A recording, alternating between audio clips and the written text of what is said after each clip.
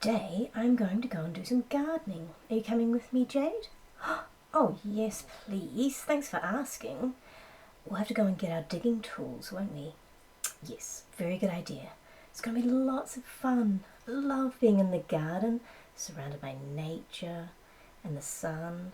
Oh, it's so nice, isn't it? Especially when it's sunny and a summer day and you get the warmth of the sun on your face. It's good to get the sun on your face and arms to get your vitamin D. Oh, vitamin D is very important. It makes us feel happy and helps our bodies to suck up calcium or to assist with healthy, strong bones and great teeth. Wow, so many great reasons to love the sun. And another great reason is because the sun helps plants and flowers to grow by giving them energy so that they can convert carbon dioxide into sugars. These sugars help plants to grow. Oh my goodness, I've learned so many things today. Thank you, Jade. How did you learn all of this? Well, I read lots of books. I'll show you some of my favourites. Should we go down and look at some books? One is The Gentle Genius of Trees, and look up about the part about the sun. Okay, good idea. Okay, now let's have a look. Okay, I see now. I was wondering what carbon dioxide is, and so when we have a look in this book, do you think it's going to tell us about it?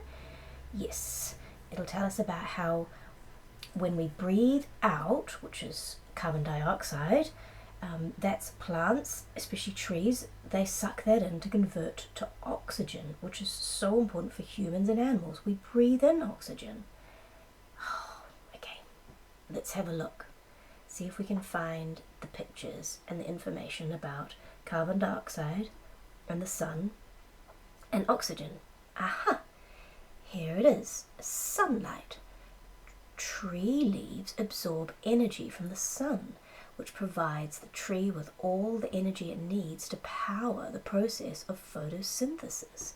And photosynthesis is the conversion of all these things, and it creates the greenness that you see in plants. And carbon dioxide, look at them, they look like tiny little people. So the carbon dioxide, which is leaves or needles, they draw in carbon dioxide from the air, kindly keeping hold of the carbon, which is the C in that equation, and using it to make lovely glucose. The glucose is the sugar, the energy. Wow, that's really fascinating. And look, it looks like a tiny little fairy floss. And this one is gardening for planet Earth. So here we might be able to find some information about worms. Look at those worms. Wow, look at the big pile of worms there. They're all writhing about. Looks like they're eating something. Yep, they can eat your scraps. They're very helpful. So, earthworms crawl through the soil and they create aeration and drainage channels.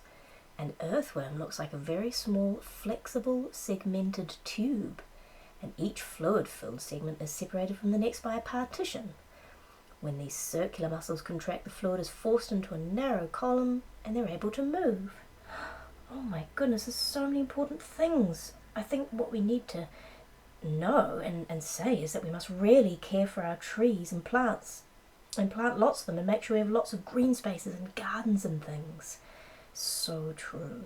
And important to care for nature and the environment because they're all connected like a giant web. That's a very great way of describing it. Okay, let's go into the garden, see if we can find some worms. Okay. Right, so we got so distracted. We need to find these worms. Where do they live?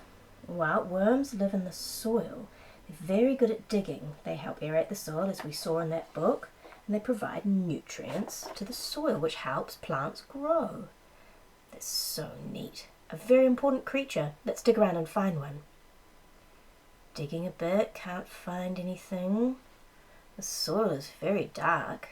Yeah, I know. I think that means that's very good. It means there's lots of worms in there. They've made it all nice and black. I can see one, look. Where? I can't see it, Isla. I'm looking, I can't see it. is it? Show me. Look, down there, Jade. Can you see it? It's writhing about, using all its muscles. Oh, it's going down into the soil. Flicking its little tail up. Oh my goodness, you're a natural worm hunter, Isla. Thanks. Gosh, they wriggle around a lot, don't they? Twisting and squirming. They do. I think they do it to try and protect themselves from being picked up by birds. It's harder for them to grab them with their beaks. Well, that makes sense. Ingenious. So birds like to eat them. Yeah, I'm afraid so. A very tasty meal for birds. They're as tasty to birds as carrots are to you. Yummy. Yeah, I do love carrots. Poor worms, though. No, sadly everything has to eat. That's true. We wouldn't have birds if we didn't have worms. Everything in nature has a job, doesn't it? Exactly. Nature is all connected. Now that we've seen what a worm looks like when it's squirming around, do you think we should try and copy it? Wriggle and squirm like it? Yeah, what a great idea. Okay, let's see if we can copy these worms.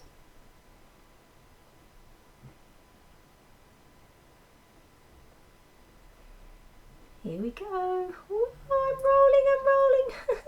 Look how it's so much fun rolling and wriggling like a worm. Whoa! Rolling around. Ah! I'm gonna fall off. Oh my gosh! Where did you go, Isla? I'm rolling too. I'm falling off. Ah! Oh no, look, I got dirt all over myself. And look, looks like you've got some... Oh no, you got dirt on your nose now. Hey, that's cheeky. Here, let me wipe it off. I'm trying to wipe it off. It's not coming off either. Oh, it's alright. We shouldn't be scared of a bit of dirt. Sometimes it's good to have a good dig around in the dirt. We'll have to go and clean it off. Okay.